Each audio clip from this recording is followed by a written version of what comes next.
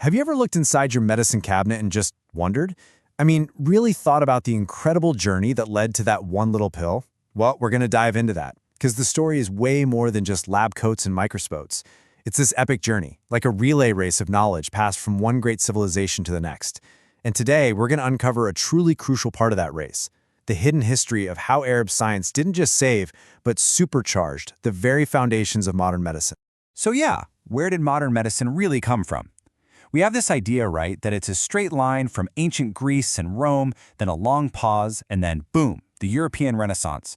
But what if I told you there was a massive, world-changing handoff in the middle of that race?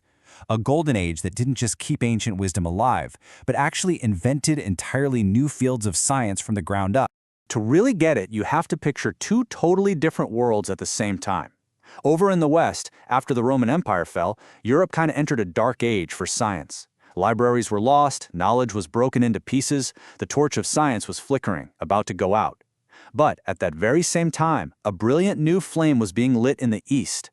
A new civilization was kicking off one of the most ambitious intellectual projects in all of human history. All right, so here's how this relay race is going to go down. First, we'll see how that torch of ancient wisdom was nearly dropped. Then, we're diving straight into the Arabian Golden Age, where they didn't just carry the torch, they made it burn brighter than ever before, literally inventing modern pharmacy. After that, we'll track how that knowledge got passed on, even zooming into a place like Ottoman Bosnia to see it in action. And finally, we'll tie it all back to the medicine in our own cabinets today. Okay, so the race begins with this fading torch. All the incredible medical and scientific work of the Greeks and Romans, it was in real danger of just disappearing forever. So the big question was, who was going to pick up the baton? And that's when the story pivots, heading east. With the rise of the opposite caliphate, you had these incredible cities like Baghdad becoming these bustling hubs, not just for trade, but for science, for culture, for learning. They had the stability, they had the money, and most importantly, they had this deep intellectual curiosity to take on a massive project. Now, at the absolute heart of all this was a place called the Beit al-Hikmah, the House of Wisdom. But listen, don't picture some dusty old library. No way! This was a vibrant, state-funded mega-institute. It was a university, a translation center, a laboratory, a magnet pulling in the greatest minds from all over the known world. And their mission was unbelievably ambitious. Collect and translate the sum of all human knowledge into Arabic. Think about that. Scholars were painstakingly translating everything they could get their hands on, from Greek, from Persian, from Indian sources. They brought the medical genius of Hippocrates and Galen back from the brink. And a huge text for them was De Materia Medica, this ancient encyclopedia of drugs. It became a cornerstone for everything that followed. This wasn't just translation, it was a rescue mission for human knowledge itself. And what was driving all this? Well, it was partly fueled by this powerful idea, captured in the saying from the Islamic tradition. The belief that for every single sickness, there's a cure out there, just waiting to be found. And that idea, that belief, it transformed medicine from just a tradition into an active, almost spiritual quest for discovery. So now we get to the most exciting part of the whole race. I call this running the golden leg. Because after saving all that past knowledge, these scholars started experimenting, innovating, and building on top of it, creating entirely new sciences that had never existed before. And this, right here, this is a game changer. For the very first time in history, pharmacy becomes its own separate regulated profession. The first government-regulated drugstores or apothecaries opened in Baghdad all the way back in 754 AD. And this split the job of diagnosing a sickness from the specialized science of actually making and giving out the medicine. You know, the same system we use all over the world today. You know, the engine behind a lot of these new drugs was alchemy. Now, I need you to forget the image of wizards trying to turn lead into gold. That's not really it. Think of alchemy as the ancestor of modern chemistry.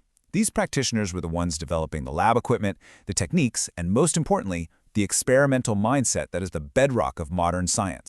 And one of the superstars of this era was Jabir ibn Hayyan. He's often called the father of modern chemistry, and his biggest contribution was this absolute obsession with experimentation. He argued that science isn't about what old books say, it's about what you can observe and test for yourself. He even invented the Olympic still, which completely changed the game for distillation, a process that's still fundamental in every chemistry lab today. And then you have Al-Razi, who is known as Rhazes in the West. This guy was a brilliant doctor, the first to ever clearly describe the difference between smallpox and measles. But his most revolutionary idea? He pioneered the use of controlled trials.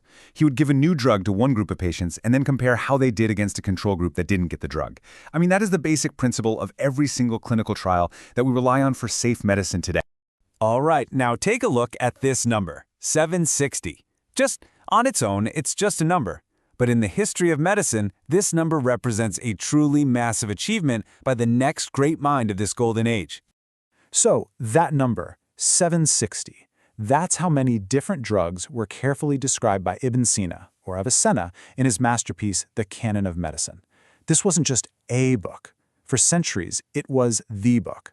Once it was translated into Latin, it became the standard medical textbook in European universities for more than 500 years. It's almost impossible to overstate how influential this single work was. So, how did this absolute explosion of knowledge get out into the rest of the world? Well, this is the final, critical handoff in our relay race. This is where the baton gets passed to the next runners. The knowledge basically spread along two main highways. To the west, it flowed through the centers of learning in Islamic Spain and Sicily. There, all these Arabic works were translated into Latin, and that knowledge directly fueled the fire of the European Renaissance. And to the east, the rising Ottoman Empire became the heirs to this great scientific tradition, and they carried it forward for centuries more. So, let's follow that eastern path for a second. To see what this all looked like on the ground for real people, we can zoom right into a place like Ottoman Bosnia. It's a great case study for how this rich medical tradition was actually practiced. And what you saw there was this whole system of specialized healers. You had the Atars, who were the drug experts. Their knowledge of herbs and oils came straight from Arabian pharmacy. Then there were the Jerras, or wounders, who were skilled surgeons, often working with the army. And hey, even barbers, called hapars, had a role to play, making and selling different ointments. It shows you a pretty sophisticated layered healthcare system was in place. And this is where it gets really interesting, to see how knowledge travels and changes. There were these local folk medicine books called Liekarushe, and they were this fascinating mix. I mean, they had practical drug recipes and cures taken right from the great works of scholars like Ibn Sina, but mixed right in with local superstitions, good luck charms, and folk beliefs. It's the perfect example of how high-level science filters down and becomes part of everyday culture. And so, that race continues. We've seen the baton passed from the Greeks, saved and then accelerated by Arab scholars, and then handed off again to Europe and the Ottomans. But the echoes of that amazing golden leg of the race, they are absolutely still with us today. So, why does all this history matter? Well, think about it. The very idea of a controlled clinical trial, the absolute bedrock of modern medicine, it got its start with thinkers like Al-Razi. The global standard of having pharmacists separate from doctors, that began in 8th century Baghdad. The chemical process of distillation, essential for making countless drugs, perfected by alchemists like Jabir ibn Hayyan. And our modern pharmacopoeias, those huge official books listing every single approved drug, they are the direct descendants of encyclopedias like Ibn Sina's Canon of Medicine. That was the relay race of knowledge, and it's such a powerful reminder that history isn't just a story about wars and conquest. It's also a story of connection, of learning from each other, of one civilization picking up a torch that another one dropped and carrying it forward so that the light of science was never allowed to go out. It really makes you wonder, doesn't it? What other lost histories, what other forgotten legs of this incredible relay race are hidden in the foundations of our world, just waiting for us to rediscover them?